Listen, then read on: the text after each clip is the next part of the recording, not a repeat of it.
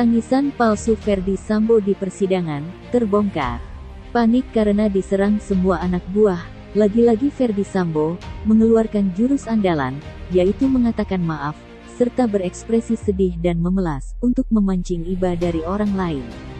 Namun, tetap saja, tangisan itu terbukti palsu dan tidak tulus, karena isi permintaan maafnya tak sesuai dengan kebenaran, dan terlihat hanya ingin menyelamatkan diri sendiri. Terkait dengan pernyataan kenapa saya harus mengorbankan para penyidik, saya ingin menyampaikan permohonan maaf yang mulia kepada adik-adik saya. Silakan. Karena saya sudah memberikan keterangan yang tidak benar di awal. Dan pada sidang kode etik di semua proses pemeriksaan saya sudah sampaikan adik-adik ini nggak salah, saya yang salah. Tapi mereka juga harus dihukum karena dianggap tahu peristiwa ini. Jadi sekali lagi saya atas nama pribadi dan keluarga menyampaikan permohonan maaf kepada adik-adik saya sehingga harus terhambat. Tidak ada, saya sangat menyesal. Jadi saya sekali lagi mohon maaf. Saya sudah sampaikan ini di depan Komisi Kode Etik yang mulia, mereka tidak salah. Mereka hanya secara psikologis pasti akan tertekan dalam proses penyampaian saya. Saya akan bertanggung jawab, saya sudah sampaikan, tapi mereka tetap di proses mutasi dan demosi sehingga saya setiap berhubungan dengan penyidik dan adik-adik saya pasti akan merasa goyang dan bersalah. Saya sekali lagi menyampaikan permohonan maaf kepada adik-adik dan anggota. Terima kasih. Baik, itu ya. Baik. Saya kira tabiatnya yang lama, kemudian minta maaf tapi koma. Dia bilang tetapi tetap harus bertanggung jawab tentang perlakuannya. Memang ya seperti itu, makanya mereka sekarang sebagai terdakwa. Ya. Cuman kan dari awal, bayangkan yang kita lihat hari ini sudah terang benderang rencana pembunuhan. Kemudian dengan cara menutupi rencana pembunuhan itu dengan proses, yaitu proses pelecehan seksual. Nah sekarang para saksi ini kan sudah kemudian bercerita tentang apa fakta-fakta yang mereka temukan. Yeah. Nah oleh karena itu yang dari awal Mbak Putri, jangankan mengorbankan anak buahnya, saya bilang. Rencana soal pelecehan seksual juga mengorbankan istrinya, mengorbankan anak-anaknya. Inilah menurut saya kejahatan yang sangat luar biasa daripada Sambo ini. Kita lihat kan tadi tidak ada empati.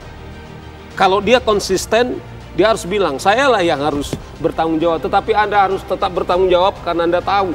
Kalau dia sebagai seorang pemimpin mestinya, karena ini tahu ada rekayasa soal pembunuhan ini, kemudian dia harus bertanggung jawab secara pribadi. Karena dibilang kan, saya harga diri saya. Kalau memang dia punya harga diri, saya bilang dia harus bertanggung jawab, tidak melibatkan semua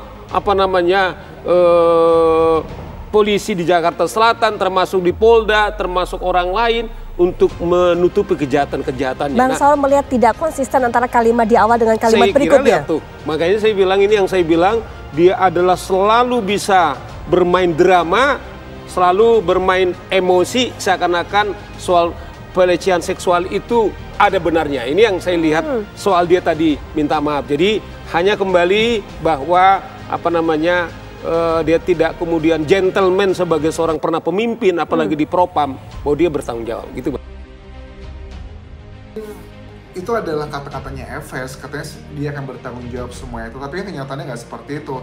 Kalau seandainya beneran nih Efes mau bertanggung jawab gitu, seandainya dia jujur gitu, sampai sekarang aja masih belum jujur kan ya.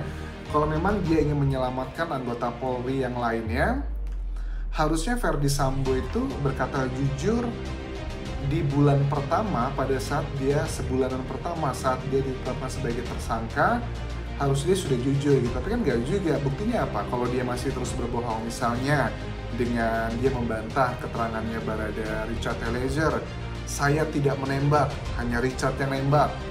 Itu kan beberapa bulan terakhir ini dia mengatakan kebohongan itu.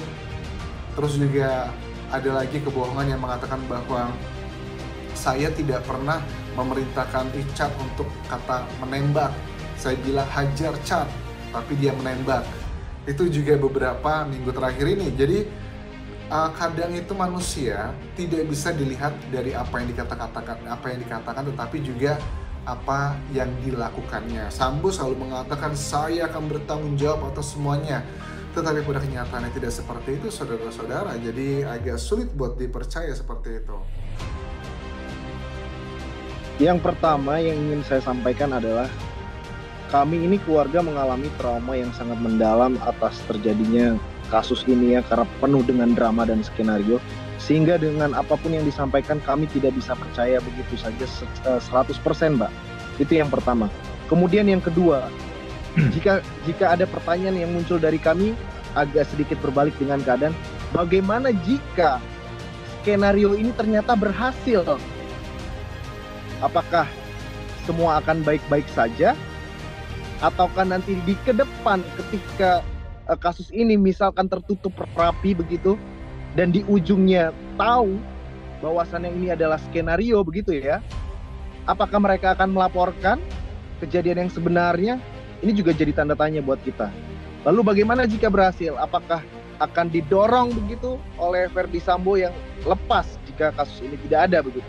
Nah, itulah yang menjadi pertanyaan-pertanyaan kami juga. Sehingga apapun itu, kami keluarga ya, kami serahkan sepenuhnya kepada jaksa penuntut umum dan majelis hakim. Jika memang semuanya terlibat, tolong diproses hukum. Dan menurut saya, jika tadi dikatakan menurut Komisi Kode Etik ada pelanggaran hukum, menurut saya kepolisian kita dalam memperbaiki citra dan marwahnya sudah mengambil langkah yang tepat untuk itu, Mbak.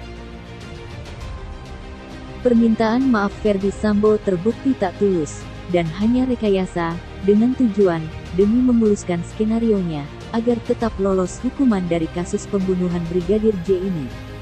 Inilah yang terjadi jika menjadi seorang polisi bukan bertujuan melindungi masyarakat, namun untuk memuluskan kejahatan dan meraup keuntungan sebesar-besarnya untuk kepentingan diri sendiri. Seperti yang dilakukan oleh Ferdy Sambo, yang ketika menjadi jenderal polisi, justru bermain uang dan bisnis haram. Sudah jelas, permintaan maaf ini bagian dari skenario. Karena, hingga saat ini, Ferdy Sambo tetap tak mengakui perbuatannya secara jujur. Tujuan Sambo meminta maaf, hanya agar orang lain percaya kepada dirinya. Tapi tentu, masyarakat tak sebodoh itu, untuk mudah percaya dengan tangisan buaya dari Ferdy Sambo. Karena, di balik tangisan itu, sudah bertumpuk kejahatan besar dan keji, yang sangat mengerikan, jika hal ini tidak terbongkar.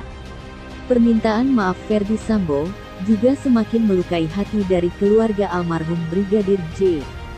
Isi permintaan maafnya yang terkesan membela diri, hanya akan menambah kesedihan keluarga almarhum, yang selama ini difitnah, bahkan disiksa, dan dibunuh secara keji.